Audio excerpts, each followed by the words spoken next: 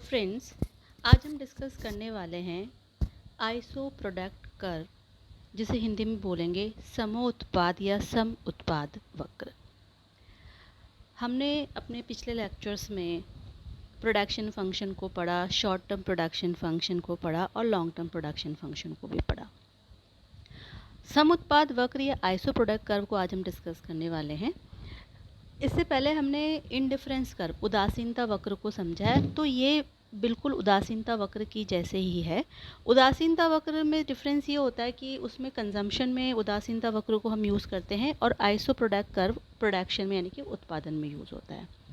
जिस प्रकार उदासीनता वक्र में उपभोक्ता दो वस्तुओं का उपभोग करता है और उनसे प्राप्त होने वाली उपयोगिता समान होती है, उसको समान संतुष्टि होती है, ठीक उसी प्रकार आइसो प्रोडक्ट कर्व, आइसो का मतलब होता है इक्वल, समान, और प्रोडक्ट का मतलब होता है प्रोडक्ट यानी कि उत्पाद। यानी कि अगर उत्पादक को अपने उत्पादन के साधनों के, इसमें हम मानते हैं कि दो ही उत्पादन के साधन है, तो दो उत्पादन के साधन के संयोग से जो उत्पादन होता है वो समान मात्रा में प्राप्त होता है।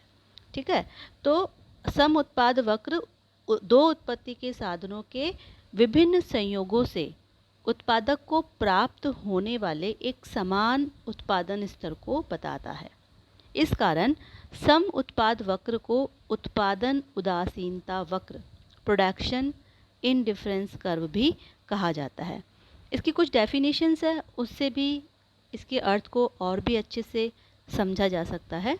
उसमें हम पहले पढ़ेंगे कीरस्टीट की डेफिनेशन। वह कहते हैं, सम उत्पाद रेखा दो साधनों के उन सब संभावित संयोगों को बताती है जो कि एक समान कुल उत्पादन प्राप्त करते हैं। यानी कि एक सम उत्पाद रेखा पर होने वाले विभिन्न संयोगों पर समान उत्पादन प्राप्त होता है और उत्पादन के दो ही साधन होते हैं। या हम ये कह सकते हैं कि सम उत्पाद वक्र एक समान उत्पादन करने वाले दो उत्पत्ति के साधनों के अनेक संयोग बिंदुओं का बिंदु पथ है और विभिन्न सम उत्पाद रेखाएं उत्पादन के विभिन्न उत्पादन के स्तर को बताती है। अलग अलग रेखाएं हैं, तो इसे हम और भी अच्छे से टेबल की मदद से समझेंगे।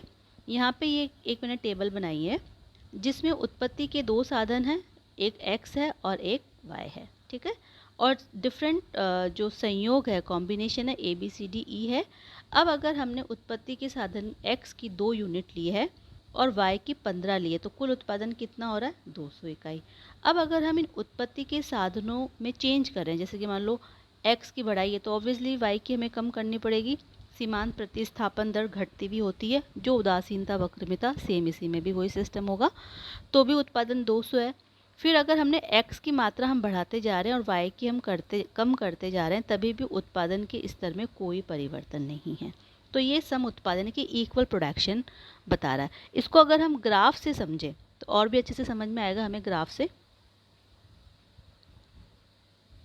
ये देखिए, OX एक्सिस पे हमने लिया है उत्पादन और x साधन, और OY एक्सिस पे हमने लिया है y साधन। ठीक है, अब इन दोनों साधनों का जैसे डिफरेंट कॉम्बिनेशन क्या है, A B C D E, इन पे सम पे समान उत्पादन कितना हो रहा है? 200 इकाइयों का। अब कॉम्बिनेशन A पे हम यूज़ कर रहे हैं 2 इकाइयाँ x की और 15 इकाइयाँ y की।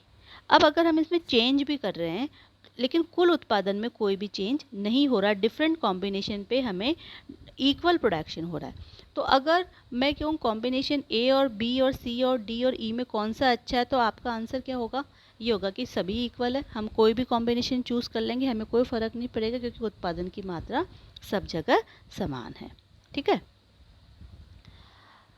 अब सम उत्पाद मानचित्र क्या होते हैं? Iso product map. जिस प्रकार उदासीनता मानचित्र होते हैं उसी प्रकार सम उत्पाद मानचित्र होते हैं, जिसमें कि बहुत सारे सम उत्पाद वक्रों की एक फैमिली होती है, समूह होता है। तो जब एक ही उत्पादक फर्म के लिए उत्पादन की विभिन्न समान मात्राओं को बताने वाली अनेक सम उत्पाद रेखाओं को एक ही चित्र में हम प्रदर्शित करते हैं, तो इस चित्र को सम उत्पाद मानचित्र कहते हैं। और जो मानचित्र जितना अधिक ऊंचा होगा वह उतने अधिक उत्पादन के स्तर को बताएगा। इसको भी हम एक ग्राफ की मदद से समझ लेते हैं। ये देखिए, इसमें ये जो डायग्राम है ये सम उत्पाद मानचित्र का है। इसमें आप देखिए IP1 यानी कि आइसो प्रोडक्ट कर्व 1 है जिस पे टोटल उत्पादन 100 है। फिर दूसरा प्रोडक्ट आइसो प्रोडक्ट कर्व है, ये तीसरा, ये चौथा, ये पांचवा। ठीक है, तो जो जितना ऊपर होगा, ये सबसे ऊपर है तो इस पर सबसे ज़्यादा उत्पादन हो रहा है। लेकिन जैसे एक ही आइसो प्रोडक्ट कर्व के डिफरेंट कॉम्बिनेशन पे इक्वल प्रोडक्शन होगा, यानी कि IP1 के सभी कॉम्बिनेशन पे, जैसे कि मैंने यहाँ पे 3 डॉट्स लगाए तो इन तीनों पे 100 का उत्पादन है। अब IP2 पे मैं करूँ तो इन पे सेम उत्पादन है। IP3 के विभिन्न कॉम्बिनेशन पे सेम है, लेकिन IP1 और IP2 सेम नहीं है। तो जो जितना ऊंचा उत्पाद वक्र है वह ऊंचे उत्पादन के स्तर को बताता है। ठीक है, तो ये हो गया हमारा आइसो प्रोडक्ट मैप। अब सम उत्पाद वक्र की क्या मान्यता है, क्या अजम्पशंस हैं, वो हम डिस्कस करेंगे। सम उत्पाद वक्र की व्याख्या केवल दो उत्पत्ति के साधनों के संदर्भ में की जाती है, यानी कि ये मान लिया जाता है कि किसी वस्तु के उत्पादन में केवल उत्पत्ति के दो साधनों का ही प्रयोग किया जा रहा है। दूसरी मान्यता यह है कि उत्पादन की तकनीकी दशाएं, टेक्निकल कंडीशन स्थिर रहती है, उसमें कोई भी चेंज नहीं होता है, ना तो इम्प्रूवमेंट होता है ना कुछ और, जो है वैसे की वैसी ही रहेगी जिस समय हम इसको कर रहे हैं। नेक्स्ट अजम्पशन है उत्पत्ति के साधनों को छोटी छोटी इकाइयों में बांटा जा सकता है। और लास्ट अजम्पशन है दी हुई और स्थिर तकनीकी दशाओं में प्रयोग किए जाने वाले उत्पत्ति के साधनों का प्रयोग उनकी पूरी क्षमता और कुशलता से किया जाता है। तो ये आज का हमारा लेक्चर था जिसमें हमने आइसो प्रोडक्ट कर्व को डिस्कस किया।